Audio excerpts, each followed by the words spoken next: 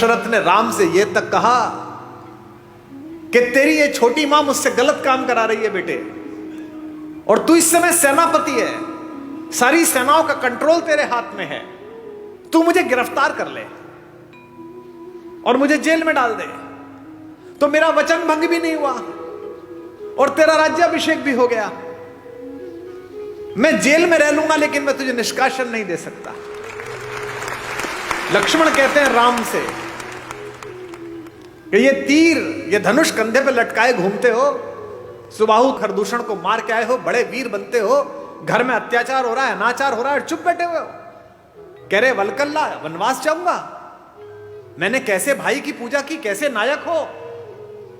जब तुम कहते हो मेरे बड़े भैया कि मैं अत्याचार सहन नहीं करूंगा, तो अत्याचार तो यही हो रहा है घर में, तो तीर उठाते क्यों नहीं हो। तो राम ने कितनी अद्भुत बात कही।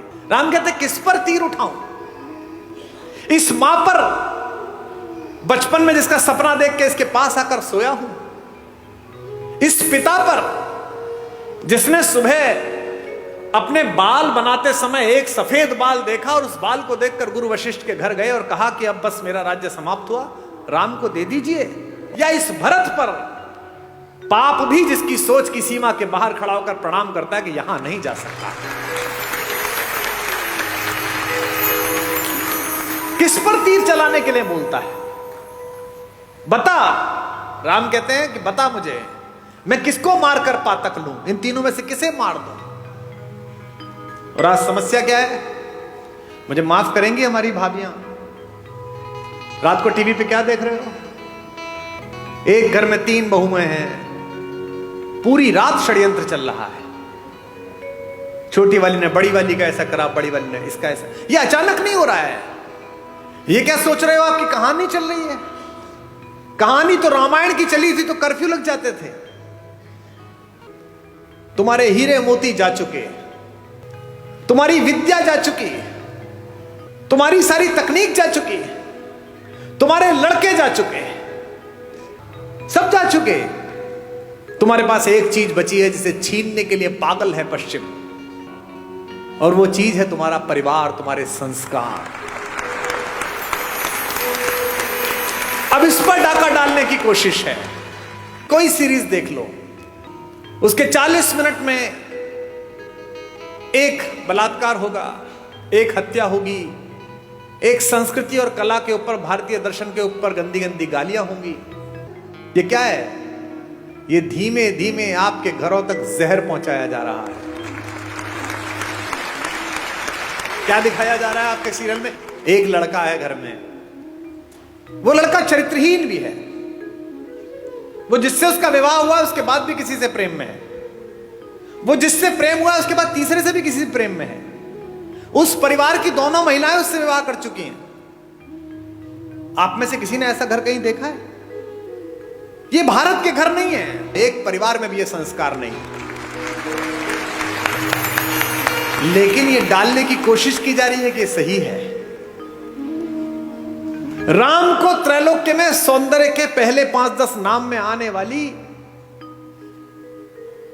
रावण की अनित्य सुंदरी बहन सूपनखा प्रस्ताव देती है कि जंगल है, कौन देखेगा, मुझसे प्रेम कर ले, विवाह कर ले, और ये तो वैसे भी बिना मां बाप के तेरे साथ आई है तो सब निभा लेगी। राम कहते हैं माता मेरा विवाह हो चुका। लक्ष्मण से कहती है, लक्ष्मण भी यही करते हैं, गुस्से में सीता को हानि पहुंचाने की कोशिश करती है और ऐसे में अस्त्र उठता है और उसकी नाक पर चोट लग जाती है, जो रावण के गुस्से का कारण बनी है। ये राम है जो जंगल में भी मिले हुए इस अश्लील, अशालीन, असंस्कारी, अपारिवारिक अवसर को ठुकरा देते हैं। और एक रावण है जो पंचकन्याओं में पूजित माता मंदोदरी का पति होने के बावजूद भी सिर्फ इतना सुनकर कि जंगल में 2 लोग घूम रहे हैं, उनकी बीवी बहुत अच्छी है, उसके पीछे लग जाता है, इसीलिए उसके कुल वंश का नाश होता है, सारी पीढ़ियां ध्वस्त हो जाती हैं, सब लोग समाप्त हो जाते हैं। मैं केवल ये सोचता हूं कि अगर मेरे बोलने से 10 लोग, 20 लोग, 50 लोग, 100 लोग भी गुणात्मक परिवर्तन जीवन में हो जाए तो बढ़िया बात हो जाएगी। एक सज्जन ने मुझे चिट्ठी लिख कर दी, ऐसे ही जैसे ये चिट्ठी आई है, कि साहब वो मैं कल आया था, आपने राम और भरत के प्रेम के विषय में बताया, और मेरे सगे भाई साहब जो है वह हिम्मतनगर गुजरात में रहते हैं, और मेरा उनसे 25-30 साल से संपत्ति विवाद चल रहा है। ना मैं उनके बच्चों की शादी में गया, ना वो मेरे शादी में आए। पर कल रात सुन के मैं बहुत रोया। अब कल जब आपका कार्यक्रम समाप्त हो जाएगा तो मैंने दोनों बेटों को, बहुओं को लेकर मैं जा रहा हूं हिम्मतनगर, और संपत्ति के और अदालत के सारे कागज लेकर उनके चरणों में रख दूंगा और कह दूंगा, भैया जो आप जाने करिए, बस मुझे माफ कर दीजिए, मुझे चरणों में स्थान दीजिए। मुझे लगता है कि यही आपका पारिश्रमिक है, यही आपका प्रतिफल है। जिस समय आप दूसरे में ईश्वर देखना प्रारंभ कर देंगे, उस समय ईर्ष्या, कुंठा, बेईमानी, दुष्टताएं सबका विलोप हो जाएगा। और ये पृथ्वी इसीलिए बची हुई है अभी तक भी कि इसमें अच्छे लोगों का प्रतिशत ज्यादा है, बुरे लोगों का प्रतिशत कम है। हमारे एक शायर का शेर है कि दुनिया नफरतों की आखिरी स्टेज पर है, इलाज इसका मोहब्बत के सिवा कुछ भी नहीं। ये दोनों भाई थे, यूक्रेन और रूस, एक दूसरे के खून के प्यासे हैं, निरपराध लोगों को मार रहे हैं। और मरवा कौन रहा है? वो बाहर बैठा हुआ एक आदमी, वो यूक्रेन से कह रहा, चिंता मत करना, हथियार कितने में मिलेंगे तू जारी रख। ऐसे बहुत लोग मिलेंगे आपके परिवार में बाहर खड़े हुए, जो आपके बच्चों को, आपकी बेटियों को, आपके बेटों को आपको सिखाएंगे कि घर में लड़ाई है, जारी रख, मैं तेरे साथ खड़ा हूं। वो अपने साथ खड़े, आपके साथ नहीं खड़े हुए। जो भी व्यक्ति ऐसी बात करता मिले कि चिंता मत करना, मैं तेरे साथ खड़ा हूं, अपने भाई के खिलाफ हो जा, बहन के खिलाफ हो जा, मां के खिलाफ हो जा, समझना कि वो आपके साथ नहीं खड़ा है। क्योंकि जो आपके साथ खड़ा है वो कह रहा है कोई बात नहीं, थोड़ा नुकसान फायदा चलता रहता है। राम से सब छिना लेकिन सब मिला।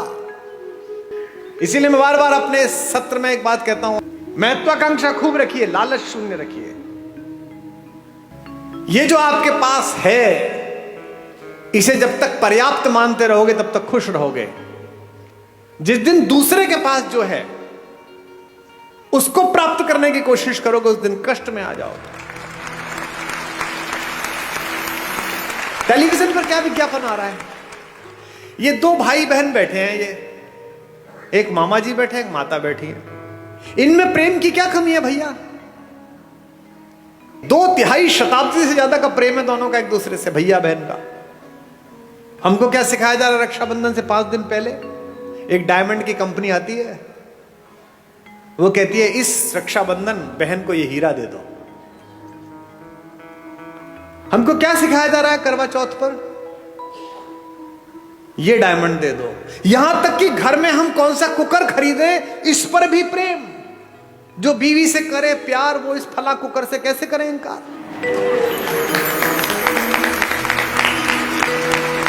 यानी जिनके घर में वो कुकर नहीं आता, वो अपनी पत्नी से प्रेम नहीं करते। मेरे घर में शुरू में कुकर नहीं था, तो मेरे पिता ने मेरी मां से प्रेम नहीं किया।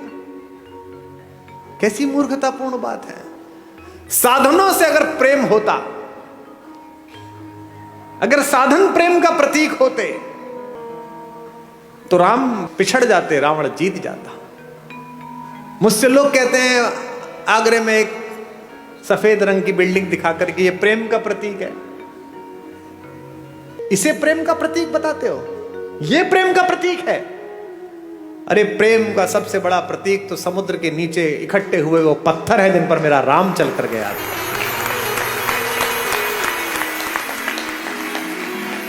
राम ने कहा है ऐसी की तैसी इस पर्वत की, ऐसी की तैसी समुद्र की। अगर मेरी प्रेमिका, मेरी पत्नी के बीच में कोई आया है तो 7 समंदर पार छुपाओ, उसके घर में जाके मारूंगा। ये प्रेम है, इसे प्यार कहते हैं। प्रेम साधन पर कैसे निर्भर हो गया? महिलाएं एक दूसरे से पूछती हैं इस बार करवा चौथ पे क्या दिलाया, इस बार एनिवर्सरी पे क्या दिलाया। नहीं, उपहार देने चाहिए, लेने चाहिए, अच्छी बात है, पर इससे प्रेम कैसे जस्टिफाई हो रहा है? कोई ज्योतिषी बता सकता है कि इस वाली शादी में इतने कैरेट का हीरा दे दो, इसके बाद तलाक नहीं होगा? बता सकता है? नहीं बता सकता। लेकिन अगर माओ ने बेटियों में संस्कार डाले हों कि जिस घर जा रही हो उस घर में जो मां है वो भी मां ही है, अगर पिताओं ने पुत्रों में संस्कार डाले हों कि जिसकी बेटी इस घर में आ रही है उसका उतना ही अधिकार है जितना तेरा इस घर पर अधिकार है, तो हीरे की जरूरत ही नहीं है, घर ही अयोध्या बन जाएगा।